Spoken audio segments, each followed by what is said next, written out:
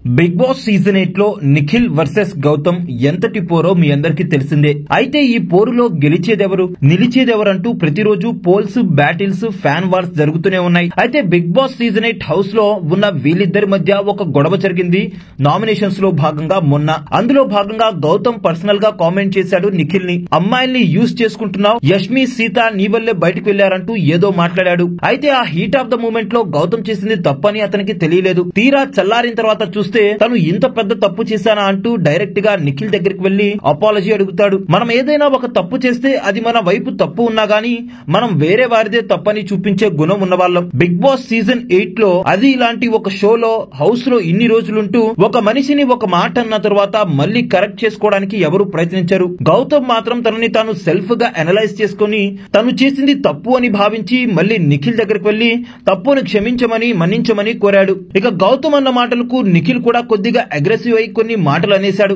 ఇక నిఖిల్ కూడా గౌతమ్ వచ్చి అపాలజీ అడగడంతో ఆ హీట్ ఆఫ్ ద మూమెంట్ లో నేనేం చేశానో నాకు కూడా అర్థం కాలేదు, ఐఎమ్ సో సారీ, నేను అలా అని ఉండకూడదు నీతో అంటూ తను అన్న మాటలకి క్షమాపణలు అడిగాడు. అలా వీరిద్దరూ చేసిన తప్పులకి ఒకరిని ఒకరు అండర్స్టాండ్ చేసుకుని తప్పులు తెలుసుకుని ఇలా మన్నించమని ఒకరిని ఒకరు కోరుకున్నారు. ఇలా బిగ్ బాస్ హౌస్ లో ఇద్దరు టఫ్ కంటెండర్స్ అయిన నిఖిల్ అండ్ గౌతమ్ ఇలా ఒకరిని ఒకరు అర్థం చేసుకోవడం చాలా బాగా అనిపించింది అందరికీ కూడా. కాసేపు ఫ్యాన్ వార్స్ మొత్తం పక్కన పెట్టేసి ఫ్యాన్స్ కూడా కామ్ గా చూస్తూ ఉండిపోయారు. వీళ్ళిద్దరూ ఇలా కలిసిపోయేసరికి ఊరికే ఎవరు కూడా విన్నర్స్ కాలేరు. ఇటువంటి గొప్ప క్వాలిటీస్ ఉంటేనే ఎవరైనా విన్నర్స్ కాగలరని మరొకసారి వీళ్ళిద్దరు కూడా రుజువు చేశారు. విన్నర్ ఎవరవుతారు అన్న సంగతి పక్కన పెడితే గనక ఈ విషయంలో ఇలా ఒకరిని ఒకరు అర్థం చేసుకునే విషయంలో వీళ్ళిద్దరూ ఆ బిగ్ బాస్ సీజన్ 8 ట్రోఫీ కన్నా ఎక్కువ పేరును ప్రఖ్యాతను సంపాదించుకున్నారు. మంచికి చెరుకు గడ, చెడుకి రగడ అన్నట్టు వీరిద్దరి ప్రస్థానం బిగ్ బాస్ హౌస్ లో కొనసాగుతుంది. Apart from their games and strategy వాళ్ళు ఏదైతే స్పోర్ట్స్మెన్షిప్ చూపించారో దానికి అందరు కూడా ఫిదా అవ్వాల్సిందే. బిగ్ బాస్ హౌస్ లో ఇటువంటి కంటెస్టెంట్స్ మనం మళ్ళీ చూస్తామో లేదో కూడా డౌట్. అంత మంచి పేరు తెచ్చుకున్నారు వీళ్ళిద్దరు కూడా. అయితే వీళ్ళిద్దరు ఒకరికొకరు సారీ చెప్పుకోవడం పట్ల మీ అభిప్రాయం ఏంటి?